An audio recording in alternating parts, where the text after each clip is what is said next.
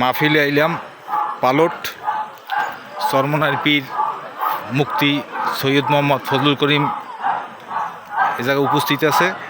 একটু পরই বয়ান দেবে, সবাই শোনেন।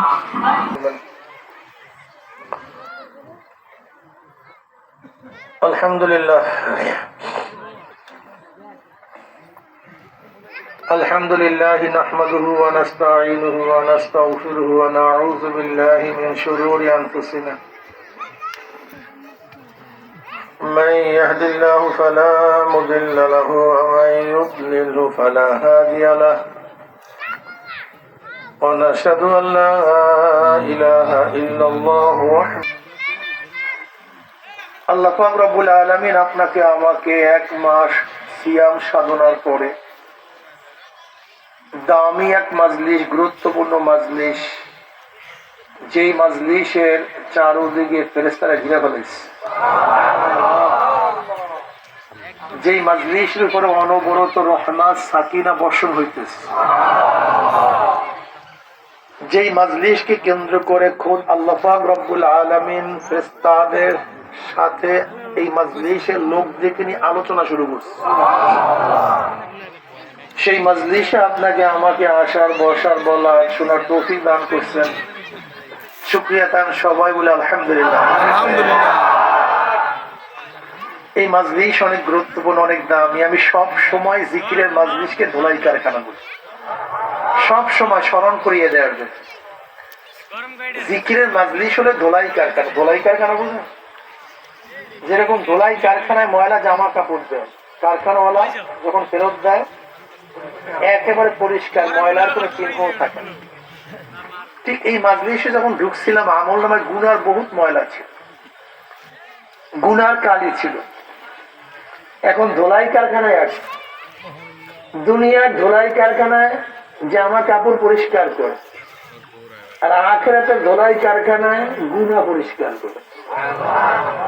সুবহানাল্লাহ বলবে না? দেখো কি পরিষ্কার করে, কথা বলে, গুনাহ পরিষ্কার করে, গুনাহ সাফ করে। আখিরাতের ধোলাই কারখানায় গুনাহ পরিষ্কার করে। কেমন ভাবে পরিষ্কার করে? ভালো লন্ড্রি, ভালো ধোলাই কারখানায় জামা কাপড় দিলে যত বড় দাগ থাকুক না কেন, যখন ফেরত দেয় মনে হয় যেন কোনোদিন দাগ লাগিয়ে নেই। ঠিক আখিরাতের ধোলাই কারখানায়, জিকিরের ধোলাই কারখানার থেকে যখন জাকিরিন বাড়িতে রওনা করে, শুধু গুনাহ খাতা মাফই নয়, আল্লাহ পাক সমস্ত গুনাহকে নেকের দ্বারা পরিবর্তন করে। ভাই রাস্তার বাচ্চারা কথা বলে কোন জায়গায় দেখেন তো? এই বাচ্চাগুলি কথা বলে কোন জায়গায় দেখেন? বাবারা কথা বলিও না, হয়তো বসো, নাহলে বাড়িতে চলে যাও।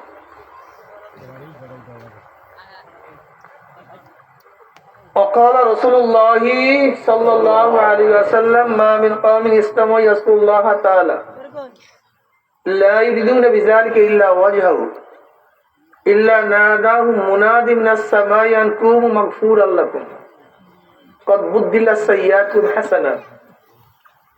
যখন কোন সম্প্রদায় জিকিরের মাজলিসে বসিয়া যায়, জিকির শেষে যখন জাকিরের মাজলিস ছাড়তে থাকে, একদল আহ্বানকারী ফেরেশতারা আসমান থেকে ডাক দিয়ে বলে, জাকিরিন সুসংবাদ শোনো, আল্লাহ পাক তোমাদের গুনাহ খাতা মাফ করে দিয়েছে। মাফ করছে শুধু তাই নয়, তোমাদের সমস্ত গুনাহকে আল্লাহ নেকের দ্বারা পরিবর্তন করেছে। এই মাজলিস এত গুরুত্বপূর্ণ, এত দামি। কোরআনে পাকের মধ্যে আল্লাহ পাক নিজেই বলেন, ইন্নাল হাসানাতি ইউযহিবনাস সাইয়্যাত,